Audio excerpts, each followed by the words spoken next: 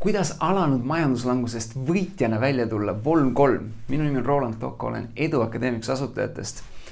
Üks küsimus, mis ma järjest rohkem saan, on see, et inimesed küsivad, aga kuidas siis keskenduda nendele võimalustele, mis tänases kriisis või majanduslanguses on?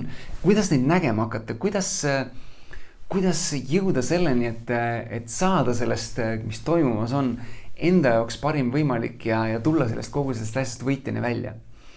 Toon sulle ühe näite. Kui Nõukogude Liit lagunes, siis toodi välja väga huvitavad uuringud, mis näitasid seda, et mingi osa inimestest, kes keskendus võimalustele, kes hakkas nägema, et midagi lagunes, see tähendab, et siin on väga suur võimalus ja väga paljudest nendest, kes seda võimalust hakkasid otsima ja nägema, said oligarhid, väga rikkad inimesed, kes on ajanud suure varanduse tänaseks kokku.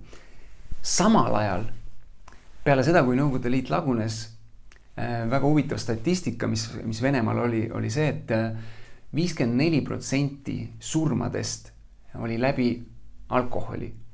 Mis tähendab seda, et väga suur hulk inimesi, kui kogu see asi lagunes, nad kaotasid oma töökoha ja nad kaotasid mõtte oma elul. Nad kaotasid selle pointi, nad mõtlesid, et ma ei saa enam oma peret finantsiliselt, rahaliselt toetada, ma ei too enam toitu lauale ja mu elul pole mõtet. Ja nad hakkasid alkoholi jooma, paljud jõid liiga palju, nii et nad lõpetasid oma elu sellega.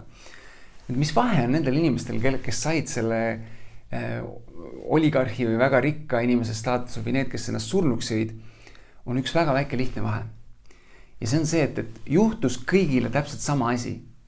Kõik olid samast seisus enne seda ja juhtus mingisugune sündmus. Nüüd on küsimus see, et kuidas need inimesed reageerisid. Ehk tegelikult ülimalt oluline asi on see, et on mingid asjad, mida sina ei saa mõjutada.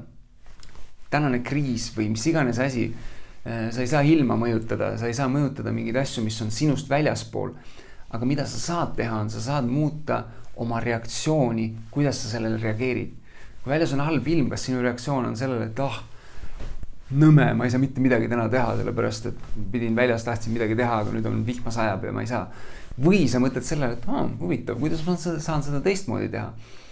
Kui algab kriis, siis kas sa keskendud sellele, et nüüd ma jäin töökohast ilma ja nüüd on mu elu läbi, ma lähen jooma. Või sa mõtled sellele, okei, täna on kuskil võimalus, kus see on, ma lähen vaatan, ma otsin, ma püüan aru saada.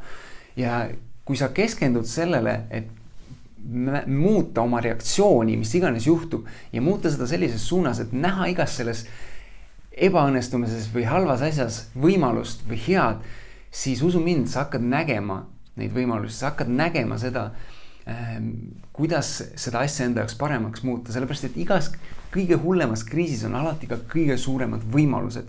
Väga paljud suured ettevõtted on just nendel aegadel alguse saanud ja sinu küsimus sulle on see, et kas sina reageerid sellele nii, et sa hakkad neid nägema või sa reageerid sellele nii, et sa teed endale ise karuteene. See on sinu valiku küsimus ja kui sa tead kedagi, kes peaks seda videot nägema, kuulma, siis ole ja jaga seda ja näeme juba järgmistes videodes. Tšau!